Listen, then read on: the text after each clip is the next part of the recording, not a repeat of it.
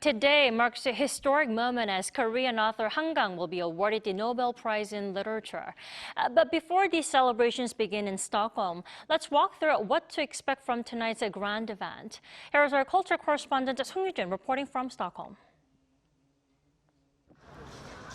It's time to celebrate achievements and innovations. Today, December 10th, is Nobel Day, when this year's Nobel Prizes are awarded to the winners. Here's a preview of the big day. This is the Stockholm Concert Hall, where the Nobel Prize award ceremony will begin at 4 p.m. local time. Each laureate will be honored with a presentation speech before receiving a diploma and a medal presented by Sweden's King Carl Gustaf. Korean author Han Kang, this year's Nobel laureate in literature, will take the stage fourth following the awards in physics, chemistry, and physiology or medicine. After the award ceremony will be the Nobel Prize banquet. Sometimes described as the world's most secretive dinner, the menu is kept tightly under wraps until the event begins. But here's a small hint from this year's chefs: porridge and apples.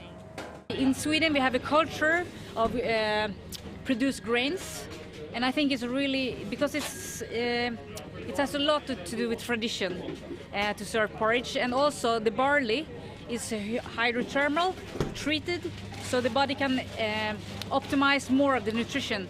So the apple for me is a great symbol for knowledge and innovation.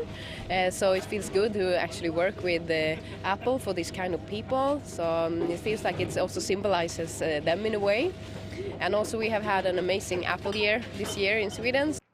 About 1,300 distinguished guests, including the laureates, the Swedish royal family, and government officials, will gather at Stockholm City Hall. The highlight of the evening will be the speeches of thanks delivered by one laureate from each category.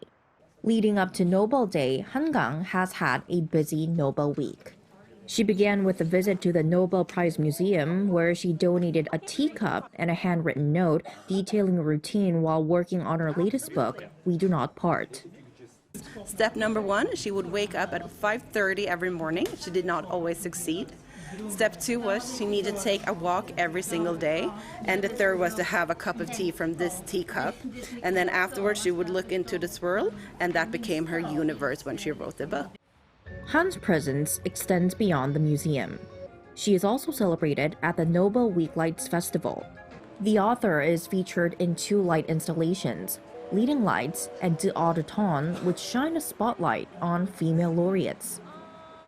Her writing is it's poetic and also very social realism in a way, and that is really like a kind of inspiration for me in this artwork as well, to have something that is in a way magical, but also like focusing on human beings here and now.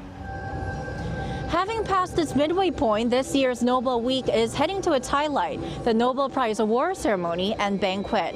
The 2 events will take place on Tuesday local time, starting with the award ceremony in the afternoon.